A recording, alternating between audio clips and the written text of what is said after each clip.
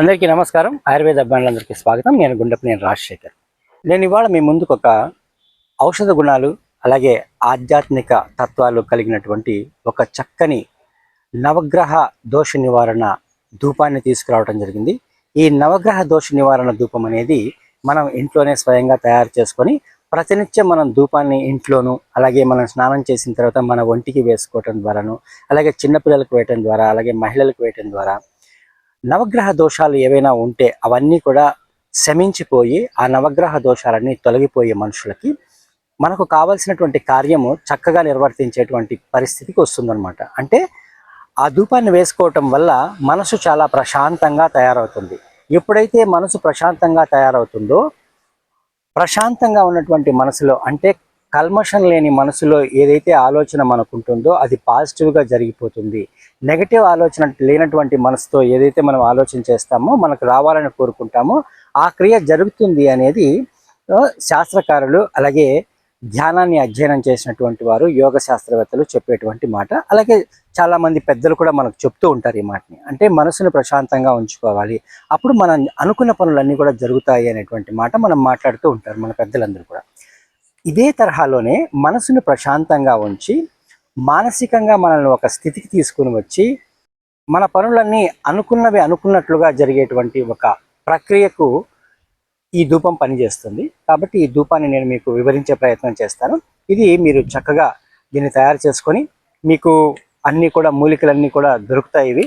ఈ దొరికిన వాటిని మీరు దొరికినట్టుగా తెచ్చుకొని తయారు చేసుకొని వాడుకోండి.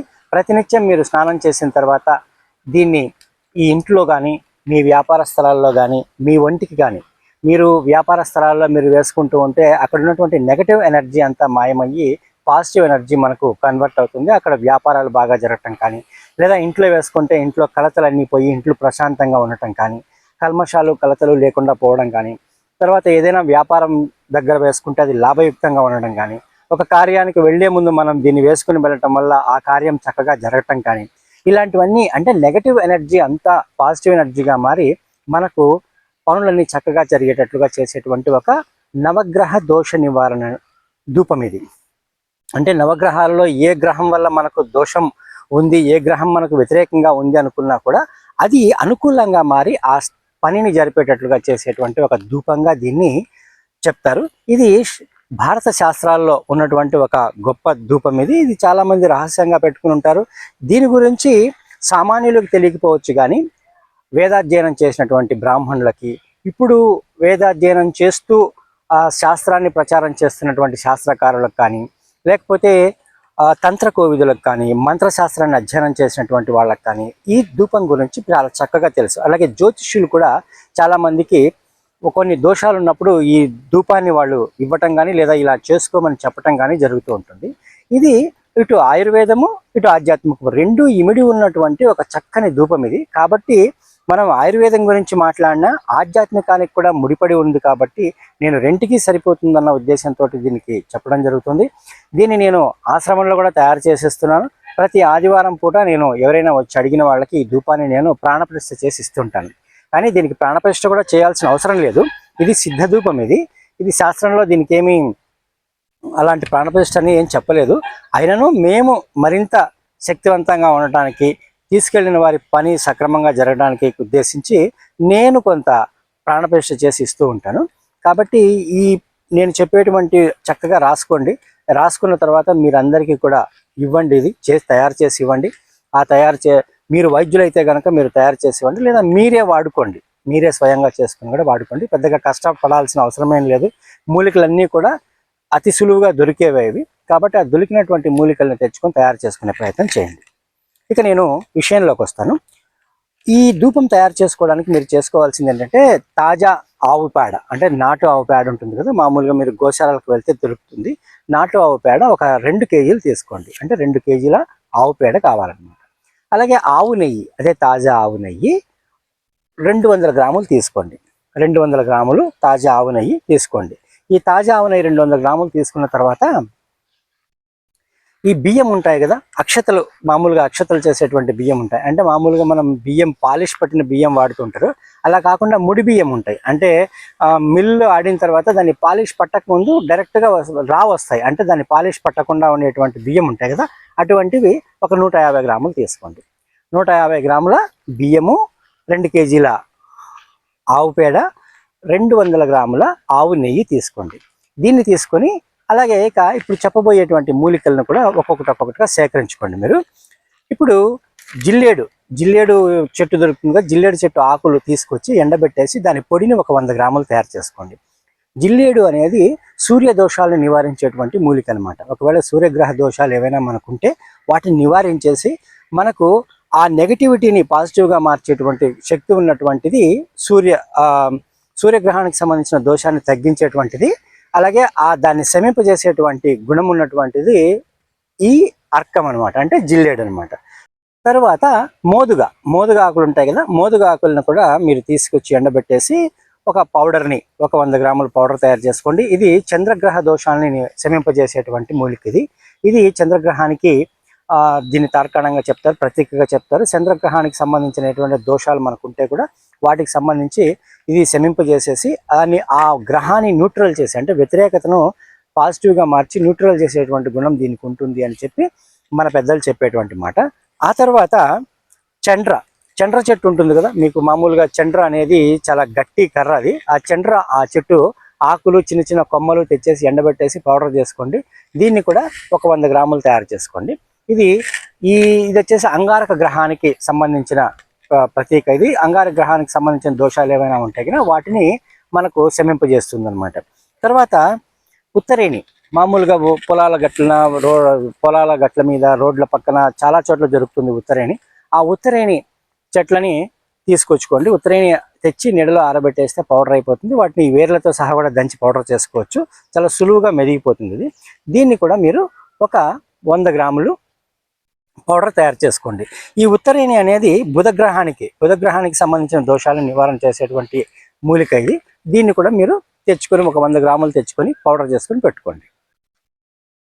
తర్వాత దీంతో పాటు రావి చెట్టు ఆకుల్ని తెచ్చుకొని ఆకులని కూడా ఎండబెట్టేసి పొడి చేసుకోండి. ఇది కూడా 100 గ్రాముల పొడి ఉండాలన్నమాట. ఈ రావి చెట్టు ఆకులు గురుగ్రహానికి సంబంధించినటువంటి దోషాలు ఏవైనా ఉంటే నివారణ చేస్తాయి. ఈ రావికి గురుగ్రహానికి సంబంధించిన దోషాన్ని నివారణ చేసేటువంటి గుణం ఉంటుంది. కాబట్టి ఈ రావి ఆకులు 100 గ్రాములు తీసుకోండి. అలాగే మనకు మేడి చెట్లు చూసే ఉంటాం కదా, రోడ్ల పక్కన ఉంటాయి. ఈ మేడి చెట్లు కూడా ఆకుల్ని తీసుకొని వచ్చేసి దాన్ని కూడా మీరు ఎండబెట్టి పొడి చేసుకుని దాన్ని ఒక 100 గ్రాములు తయారు చేసుకోండి. మనకు మేడి చెట్టు అనేది శుక్రగ్రహ సంబంధించినటువంటి దోషాన్ని ఏమైనా ఉంటే పరిహారం చేసేటువంటి గుణం కలిగినటువంటి మూలిక అనమాట. దీన్ని మీరు ఒక 100 గ్రాములు తెచ్చుకోండి. అలాగే దీంతో పాటు సెమీ వృక్షం అంటే జమ్మి చెట్టు ఉంటుంది. జమ్మి చెట్టు ఆకుల్ని, లేత కొమ్మల్ని తెచ్చుకొని ఎండబెట్టుకుని దాన్ని కూడా పొడి చేసుకొని దాన్ని ఒక 100 గ్రాములు తయారు చేసుకొని పెట్టుకోండి. ఈ జమ్మి చెట్టు యొక్క గుణం ఏంటంటే మనకు శనికి సంబంధించినటువంటి దోష నివారణ ఏమైనా ఉంటే కూడా, ఆ దోషాలు ఏమైనా ఉంటే వాటిని నివారణ చేసి శనిగ్రహ వ్యతిరేకతను న్యూట్రల్ చేసేటువంటి గుణము ఈ జమ్మి చెట్టుకు ఉంటుంది అనమాట. దీన్ని శమి అని కూడా పిలుస్తారు కదా. ఈ జమ్మి చెట్టు ఆకుల్ని కూడా లేదా చిన్న చిన్న లేత కొమ్మల్ని కూడా మొత్తం అన్ని కలిపి దంచేసుకొని కూడా మీరు ఒక 100 గ్రాములు తయారు చేసుకోండి. తర్వాత మూలిక దుర్వ అంటే గరకను తెచ్చుకొని, గరక ఎక్కడైనా పొలాల్లో దొరుకుతుంది కదా, కొంచెం నీట్గా శుభ్రంగా ఉండే చోటకి వెళ్ళిన తర్వాత అక్కడికి వెళ్ళి ఆ గరకను పీక్కొని వచ్చేసి చిన్న చిన్న ముక్కలు చేసి ఎండబెట్టండి. ఎండబెట్టిన తర్వాత దీన్ని కూడా గడార్తో రోట్లో వేసి దంచి పౌడర్ చేసుకొని పెట్టుకోండి. ఇది ఒక 100 గ్రాములు తీసుకోండి. ఈ గరక అనేది రాహుకు సంబంధించినటువంటి దోషాలు ఏమైనా ఉంటే, రాహుగ్రహ దోషాలు ఏమైనా ఉంటే వాటిని నివారణ చేసేటువంటి గుణం ఈ గరకకు ఉంటుంది అనమాట.